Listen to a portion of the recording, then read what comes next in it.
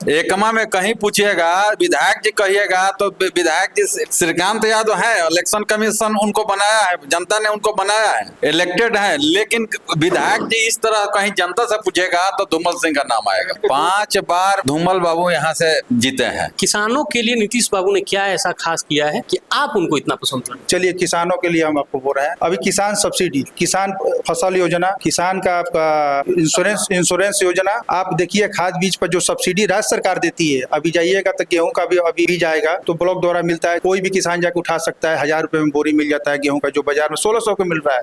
ये प्रत्यक्ष क्रेडिट दे रहा है, कैश क्रेडिट सरकार आम जनता के लिए। उस दूसरी बात आपको जाइएगा, कोई भी कृषि यंत्र पर लीजिएगा 80% का अनुदान मिल रहा है, जो कभी कोई देखा भी नहीं होगा नीतीश लालू जी के सरकारों में। किसानों को ये योजना देते हैं, हर उससे सारी सिंचाई व्यवस्था सारी जगह सुदृढ़ की गई है। हर खेतों को बिजली पंपों से सब खेती हो रहा है, डीजल की खपत कम हो गई है। आपको अचानक आश्चर्य हो गया कि डीजल अनुदान जो राज्य सरकार दे रही थी पहले, अब कोई भर नहीं रहा है। सुखाड़ होने के बाद भी जाके देखिए खेत खलिहान लहरा रहे, चूंकि बिजली पर्याप्त मिल रही है। हर खेत को मात्र 60 पैसे प्रति यूनिट के दर से आपको बिजली दे रहा है राज्य सरकार किसानों के लिए।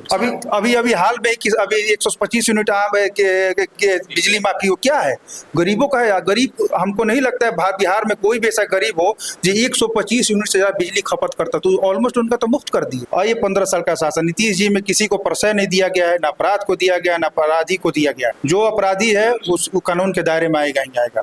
यहाँ कोई वहाँ भेदभाव नहीं। महिला सशक्तिकरण सबसे मजबूत उनका पक्ष है। शराबबंदी जो किए हैं तो सबसे मजबूत। परिवार में आज जाइएगा तो रोजगार कम बेस भी रहेगा, लेकिन सुकून मिल रहा है आपको। लालू यादव भी तो शिक्षा पे ध्यान देने के लिए विद्यालय खुलवाए थे। ठीक है, उनका चरवाहा विद्यालय आप ढूंढिएगा अभी बिहार में तो वहाँ पर उसके ऊपर लौका ठट्टर का सब चीज दिखेगा। जो व्यक्ति चरवाहा विद्यालय खोल सकता है उससे समझ सकते हैं कि वो समाज को कितना बड़ा उत्थान के लिए प्रोग्राम किया होगा। चरवाहा का शब्द होता है कि निरक्षर, आपको समाज में नहीं रहना है, शिक्षा से मतलब नहीं है, रोजगार आपको नहीं। उनके पुत्र को आप देख ही रहे हैं, जो लालू जी के कार्यकर्ता थे, जो उदंड, वो आज भी उन्हीं के कार्यकर्ता हैं। तो सीधे सीधे एक सभ्य समाज को एक उदंड समाज से आप तुलना करना शुरू कीजिए।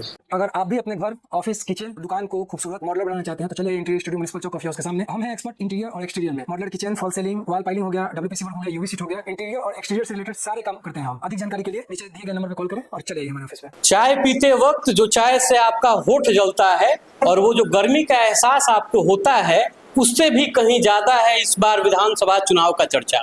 आप बाजार में जाएंगे जहां पे चकाचौंध रोशनी होती है और लोग वहां बैठ के गप्पे लड़ाते हैं, और गप्पे लड़ाते हुए जो उनके मन में सुकून मिलता है अपनेपन का, भाईचारा का, वो भी अब गर्म हो चुका है।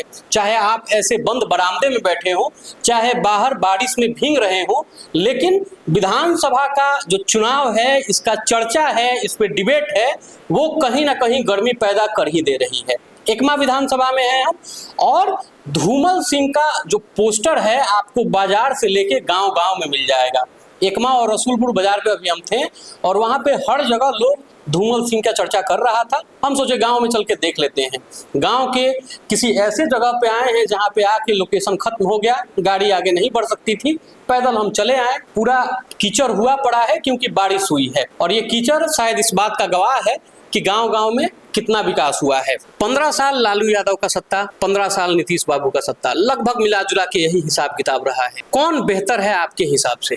देखिए, जो पिछले 15 साल लालू जी का शासन था उसकी तुलना हम ये 15 साल नीतीश जी के शासन से कर रहे हैं, इसका फर्क बताने की जरूरत नहीं है। ये आम जनमानस के अंदर बैठ गया है कि 15 साल बनाम 15 साल की जो राजनीति की है दोनों पार्टियों ने, ये साफ परिलक्षित हो रहा है कि बिहार में विकास स्थापित हुआ है। उसके कई मानक बताएंगे: सुशासन, जंगल आग की समाप्ति, अपराधीकरण, गुंडई, अपहरण, ये सब चीज़ समाप्त है बिहार में। गांव गली सड़क, अब बिजली, जो अभी बैठे हैं देखिए पंखा चल रहा है, ये नीतीश जी की ही देन है। अस्पताल के जाके देखिए आज हर प्रकार की दवा मुफ्त मिल रही है। और 2-3 चीज़ जो अभी रिसेंट किए हैं नीतीश जी ने बता रहे हैं, जो पेंशन गरीबों को 1100 रुपये की हैं, ये बहुत बड़ा एक मील का पत्थर होगा। चूँकि बिहार जैसे कृषि प्रधान राज्यों में जहाँ आय की बहुत सीमित संसाधन है, चूँकि यहाँ की जनसंख्या घनत्व इतनी ज़्यादा है, जब यहाँ उद्योग के लिए बहुत संघर्ष करना पड़ रहा है राज्य सरकारों को, फिर भी उनकी जो नीति की है, अभी क्रेडिट कार्ड स्टूडेंट के लिए अभी क्या बोलते हैं उसको, अभी लोन फ्री कर दिए हैं उसको, स्टूडेंट क्रेडिट कार्ड पर इसको ब्याज मुफ्त कर दिए हैं। जीविका को इतना सशक्त बनाया, जहाँ महिला सशक्तिकरण का उदाहरण दिया है। 50% महिलाओं का आरक्षण दिए हैं पंचायतों में। ये सारे मानक हैं समाज को उत्थान करने के लिए बिहार के जैसे गरीब प्रदेशों में। और अब हम बिहार को नहीं कह सकते हैं कि बिहारी होने से एक हमें शर्म की बात हो रही है। जो इनका सुशासन का मॉडल था वो दूसरे प्रदेशों में अपनाया जा रहा है। इससे बड़ी बात क्या होगी बिहार के लिए? लालू यादव भी तो शिक्षा पे ध्यान देने के लिए विद्यालय खुलवाए थे। ठीक है, उनका चरवाहा विद्यालय आप ढूंढिएगा अभी बिहार में तो वहाँ पर उसके ऊपर लौका ठट्टर का सब चीज दिखेगा। जो व्यक्ति चरवाहा विद्यालय खोल सकता है उससे समझ सकते हैं कि वो समाज को कितना बड़ा उत्थान के लिए प्रोग्राम किया होगा। चरवाहा का शब्द होता है कि निरक्षर, आपको समाज में नहीं रहना है, शिक्षा से मतलब नहीं है, रोजगार आपको नहीं मिलेगा। चरवाहा का शब्द ही ऐसा है जो उसका विकास उनके अपने आप लागू हो जाता है। उनके पुत्र को आप देख ही रहे हैं, जो लालू जी के कार्यकर्ता थे, जो उदंड, वो आज भी उन्हीं के कार्यकर्ता हैं। तो सीधे सीधे एक सभ्य समाज को एक उदंड समाज से आप तुलना करना शुरू कीजिए। तो जो उनका 15 साल का शासन था और ये 15 साल का शासन, नीतीश जी में किसी को प्रश्रय नहीं दिया गया है, ना अपराध को दिया गया, ना अपराधी को दिया गया। जो अपराधी है उसको कानून के दायरे में आएगा। यहाँ कोई वहाँ भेदभाव नहीं है। महिला सशक्तिकरण सबसे मजबूत उनका पक्ष है। शराबबंदी जो किए हैं तो सबसे मजबूत। परिवार में आज जाइएगा तो रोजगार कम बेस भी रहेगा लेकिन सुकून मिल रहा है आपको। शराब 3 महीने पहले आप ही के यहाँ 25 लोग मर गए थे।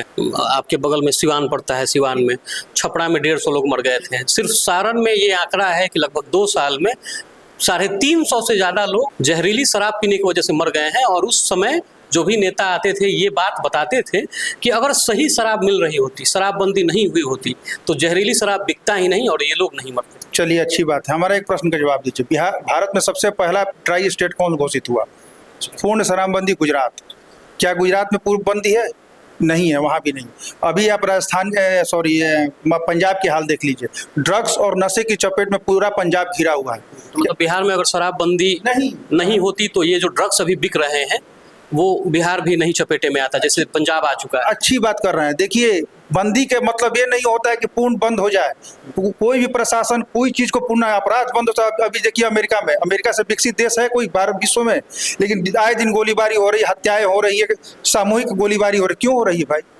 आप उसको बांध नहीं सकते हैं, अवेयरनेस ला सकते हैं। आज बिहार के समाज में इतना है, जब शराब पीकर सड़क पर जाइए तो पुलिस पकड़ के आपको जेल में डाल दी। ये भय तो पहले नहीं थी। ये भय जगाना अपराधियों के विषय में नीतीश जी ही कर सकते थे।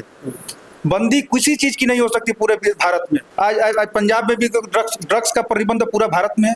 क्यों आए दिन अभी रेव पार्टी हो रहा है तो दिल्ली में पकड़ा रहा है, मुंबई पकड़ा रहा है। क्यों पकड़ा रहा है भाई? पंजाब में पकड़ा रहा है। क्यों पकड़ा रहा है? क्योंकि ये बंद नहीं कर सकते, लेकिन उसके अंदर भय तो पैदा कर सकते हैं जो नीतीश बाबू की है बिहार। शराबबंदी शब्द नहीं है, एक चेतना है। जो आप पीजिएगा, आप बेचिएगा तो आप जेल में ही जाइएगा, बीच का कोई रास्ता नहीं है आपके पास।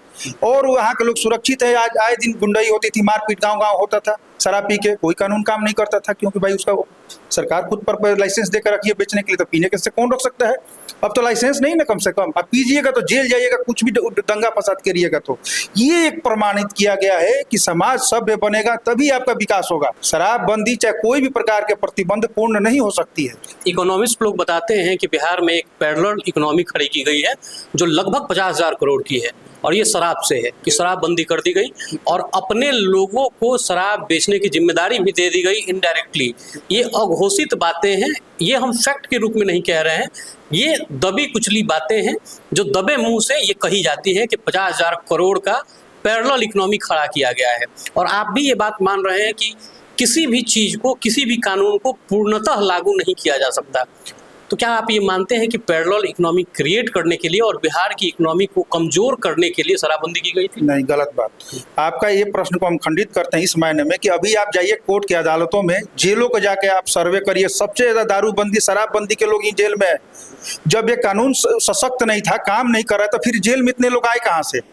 कानून कठोरता से काम कर रही है, लेकिन ये समाज भी जागना चाहिए। जो कहीं ना कहीं हम लोग समाज में कमी है, जो उसके प्रति हम लोग अभी पूरा सशक्त नहीं हो रहा है। कानून जब तक समाज साथ नहीं देगा, कानून कोई भी प्रभावी नहीं होता है। देश में चाहे कहीं भी जाइएगा, उसके लिए समाज के लोगों को आना ही पड़ेगा। सर, आप पेशे से शिक्षक? नहीं, हम एक किसान है।